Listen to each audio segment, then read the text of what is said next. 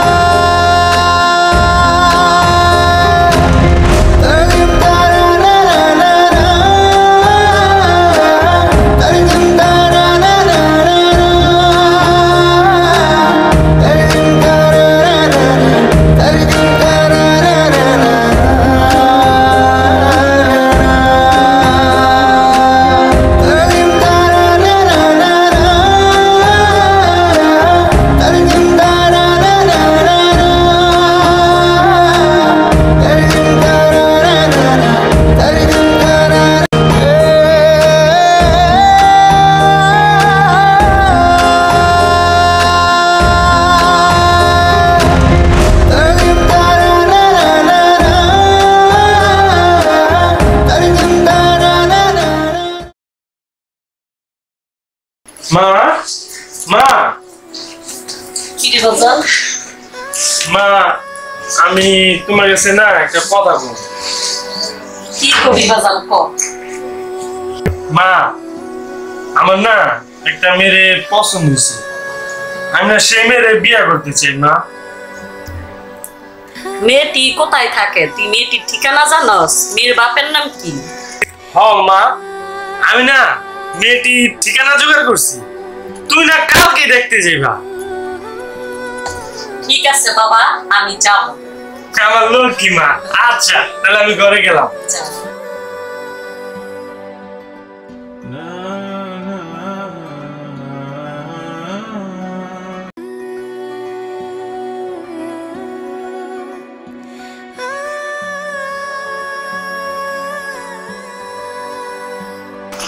মাশাআল্লাহ, চাঁদের মতো সুন্দর। ভাইজান, মেয়ে আমার পছন্দ হয়েছে। এখন আপনার ছেলে পছন্দ হয়েছে কিনা? ছেলে আমার পছন্দ হয়েছে, আর মেয়ের তো আমার পছন্দ তো এই যুগে ফলাফল তো বোঝেনি। মা, তোমার কি আমার ছেলে পছন্দ হয়েছে? দেখো তুমি। তাহলে আমরা বিয়ার দিন তারিখ ঠিক করে রাখি। হ্যাঁ বোন, কিন্তু আপনাদের কোনো চাওয়া পাওয়া আছে? না ভাইজান, আমার কোনো চাওয়া পাওয়া নাই। আমি তো বউ নিচ্ছি না, আমি ঘরের মেয়ে নিচ্ছি। তাই আমার কোনো চাওয়া পাওয়া নাই। ও আজকাল থেকে আমার ঘরের মেয়ে। আলহামদুলিল্লাহ বোন, তাহলে আগামী শুক্রবারেই বিয়ার দিন তারিখ ঠিক করা হলো। আলহামদুলিল্লাহ ভাই, তাহলে আমরা মেয়েকে আংটি পরাই দিয়ে গেলাম।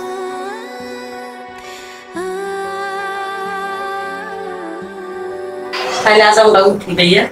এখনই যাবেন? কিছু খাবারের ব্যবস্থা করেছি, খেয়ে যান। না ভাইয়া, আজ খাবো না। এখন তো আমরা আত্মীয় হয়েছি, যেদিন আমরা আসি সেদিনই খেয়ে যাবো। ঠিক আছে বোন, আপনাকে যখন মন চায় আসবেন। ভাইজান, তাহলে আমরা আজকে আসি। আচ্ছা, আসসালামু আলাইকুম। ওয়ালাইকুম আসসালাম।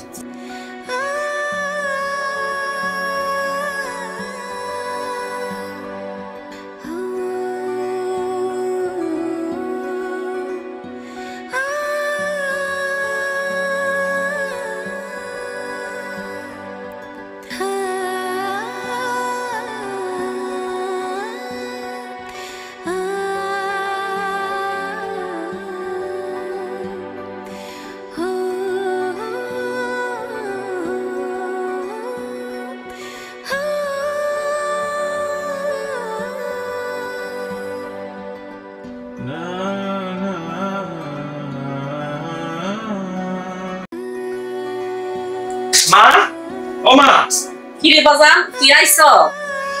তোমার বৌমা কই? বাবা, বৌমাই তো এই মাত্র বাইরের থেকে আইসা গোসল করতে গেছে। রত্না কোথায় গিয়েছিল তুমি জানো? না তো বাবা। ও কোথায় যায়, কি করে, এটা তুমি খবর রাখবা না? তোর বউ যদি আমারতে না কয় তাইলে আমি কিভাবে জানবো? তোমার সবকিছু জানা দরকার।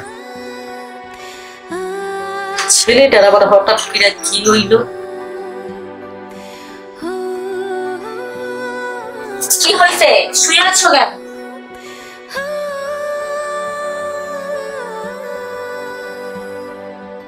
আমার কিছু হয় নাই, তুমি আমার সামনে আসবা। কি হয়েছে? তুমি এমন করতেছো কেন?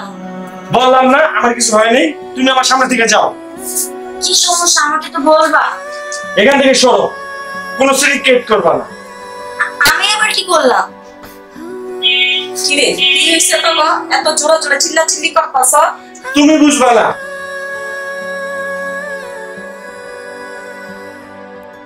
বৌমা, তোমাকে দুইজনের কি হইছে? কি হয়েছে আমি তো কিছুই বুঝতেছি না মা। কি জানি বাবা, আমি তোমাকে দুইজনের কিছুই বুঝতে পারতাছি না।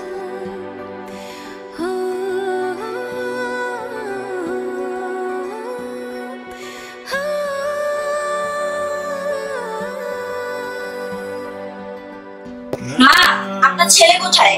পুরো বাড়ি খুঁজলাম, কোথাও পাইলাম না। কি বলছো বৌমা? উইয়া না কইয়া কই গেল? আচ্ছা আমি দেখি তোরা ফোন দিয়া।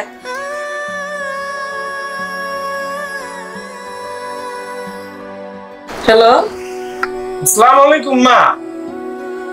হ্যাঁ মা, আমি অফিসে চলে আসছি, জরুরি কিছু কাজ ছিল, তাই তোমাদের কিছু বইলে আসতে পারি নাই। তাই কি তুই কিছু না খাইয়া চলে যাবি আর কিছু না বইলেই যাবি গা? তোমরা ঘুমিয়েছিলে তাই কারো কিছু বলতে পারিনি। আচ্ছা ঠিক আছে, রাখি। আসসালামু আলাইকুম। আচ্ছা ঠিক আছে, রাখ, সাবধানে থাকিস।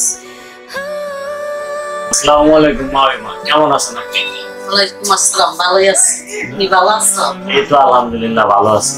তারপরে বোন তুই কেমন আছো? এই তো ভালো আছি, তুমি কেমন আছো? এই তো আলহামদুলিল্লাহ ভালো আছি। বিদেশের বাড়ি কত বছর রইলাম, কোনো খোঁজ খবর নাই মা। আপনি তো কোনো খোঁজ খবর নিলেন না।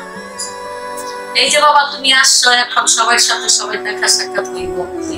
তা তো ঠিকই আছে, কিন্তু বিদেশের বাড়ি অনেক পরিশ্রম করি, সময় দিতে পারি না, বোনটারে দেখতে এলাম। আসো, খুশি হইছি।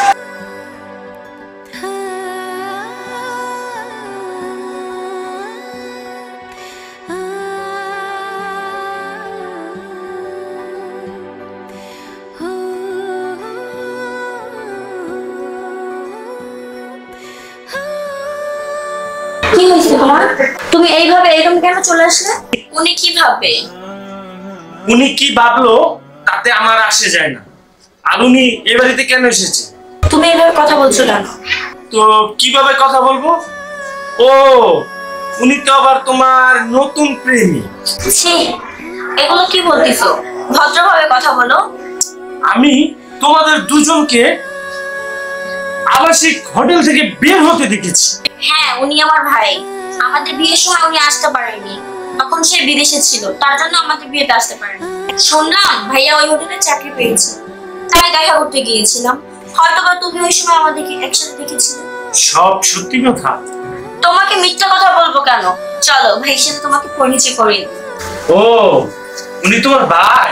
তুমি আমাকে ক্ষমা করে দিও। আসলে আমি কোনো কিছু যাচাই না করে তোমাকে সন্দেহ করেছি। হয়েছে, আর ক্ষমা চাইতে হবে না। শোনো, তুমি আমার স্বামী, আর স্বামী স্ত্রীর মাঝে সন্দেহ থাকলে ওই সংসার কখনো টিকে থাকে না। আরে মনে হবে না, চলো ভাইয়ের সাথে কথা বলে আসি।